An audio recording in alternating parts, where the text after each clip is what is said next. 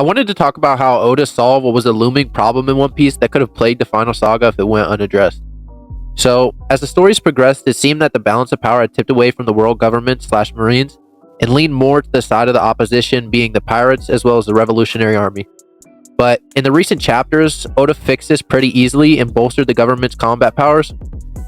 I think reintroducing the world government as an overwhelming powerhouse started at the end of Wano when Oda finally introduced Green Bull and his devil fruit, the Mori Mori no Mi.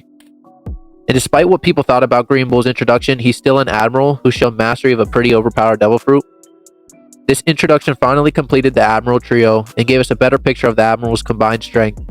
But Oda didn't stop there, and it looks like he's also going to improve upon the vice admirals, since during Egghead we were briefly introduced to some vice admirals that are part of the fleet arriving with Kizaru.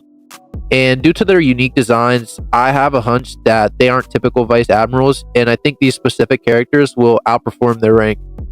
One of the largest boosts to the world government strength has come with the introduction of the God's Knights in recent chapters.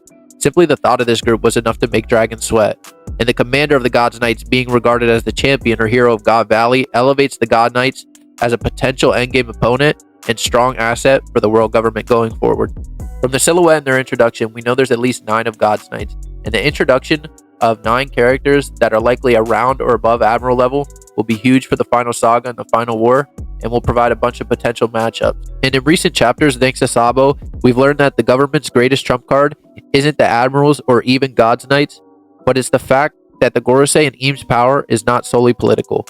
And I'm sure if it becomes necessary, they'll enter the battlefield in the final war, similar to what we've already seen happening with St. J. Garcia at Egghead. The lack of power on the government side was previously concerning, but Oda completely erased this problem over the span of just a few chapters. And I still think it's possible for the structure of power to change. If the Marines were to learn that somebody sat upon the empty throne, I think there's a scenario where they could rebel against the world government.